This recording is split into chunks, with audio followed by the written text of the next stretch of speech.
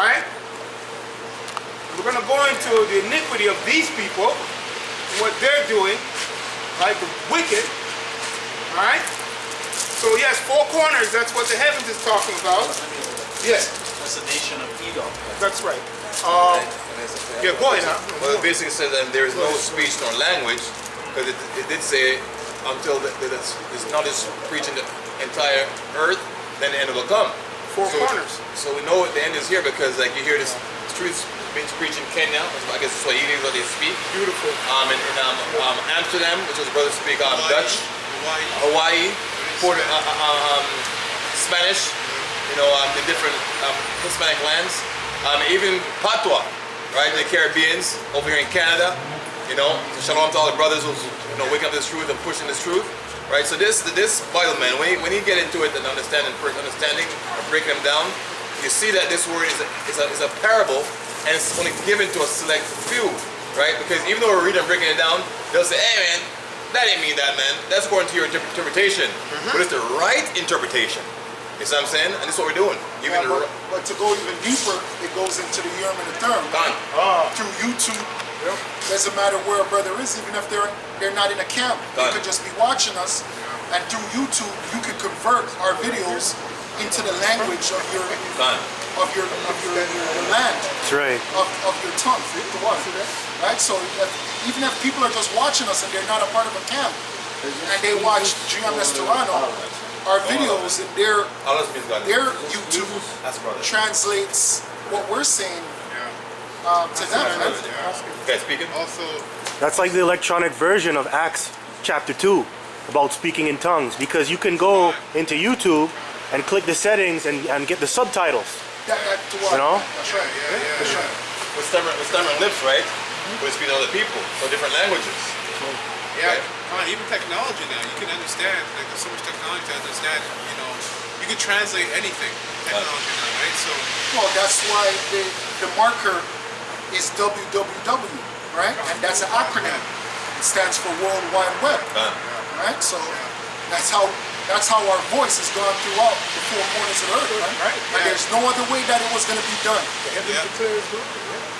Web is online, man. Right? connects everything. Yeah, that's right. That's Apostle Kabar said once that the internet is doing the heavy lifting. That's right. Back then, you have to think back then they had to like travel. Read Paul's letters. It was a lot of it was him traveling. They were going to there. All brothers have to do, go on your YouTube and go, I forgot where it is, and it will tell you where in the world people are actually watching your video. Yeah. That's right. It shows Yeah. you. It's a setting. It shows you. I forgot what this setting is. Yeah, but it will show you that your video is being watched in South America or Africa. Yeah, it's amazing. Where people the most watch it, how many likes you get from here. It's pretty detailed. Yeah, and right before us, this brother right here is living testimony, right? Which part of the world you're from, my brother? Speak up. Rwanda. Right? You see that? Right, four corners. And same thing Brother Howard just mentioned. That's the Spirit.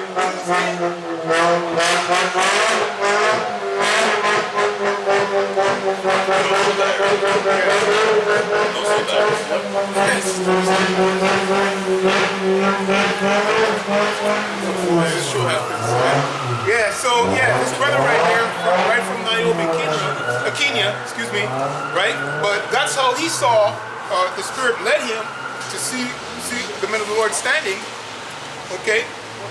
So it's living proof. So we're gonna have it here. So the heavens declare His glory. And some camps. You see this brother right here, and say in Israel because he's from Africa, right? As if Africa is a landmass that denotes one nationality.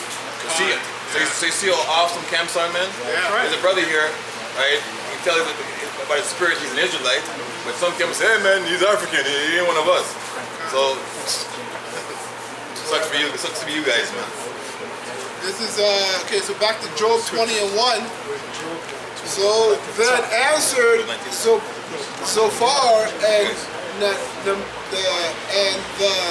Nemathite, and said, therefore do my thoughts cause me to answer, and for this I make haste. I have heard the check of my reproach, and the spirit of my understanding causes me to answer. Knowest thou not this of old, since man was placed upon earth, that the triumphing of the wicked is short. Right. So that first man that he's talking about is the chosen line. Okay, in spirit, because remember this is a parable. So he's not saying that the first man is he's not saying at all that the first man is an Israelite. He's telling you. Okay, and then the wicked, right, is always what opposing him. You know. And it says that the triumphing of the wicked is short, and the joy of the hypocrite but of a moment. Kind of got a quick precept here. This is Psalms 18 and 11, and it says, "Terror shall make him afraid on every side, and shall drive him to his feet." Because when you go back to Job 20 and 5, it says, "And the joy of the hypocrite, but for a moment." So these people in the world, really the hypocrites are people, because they have the laws are given to them. These other nations are living as they should, because they don't have the law, statutes, and commandments of the Most High. This is given to Israel going back to Moses, right? So our people are hypocrites, because even though as the scriptures say, they say they love me, rough and paraphrasing, with their mouth, but their actions show differently. Ezekiel, yeah, kind, right? Because our people will profess the Most High and claim to love the Most High and His Son, but one, they're calling on God, they're calling on Jesus Christ, and then when you correct that action, that behavior, with information or with proof off the Bible, which the very thing they believe in, they buck up against you. So therefore, they're hypocrites.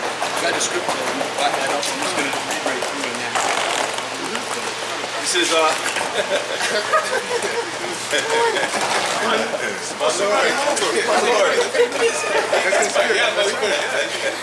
Isaiah 10 and 5.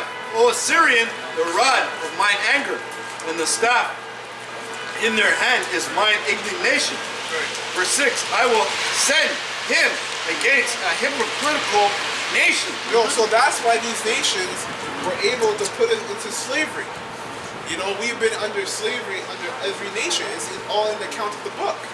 So we are the hypocrites, and the Most High used the other nation as a whooping stick. That's right. Father and a son, right?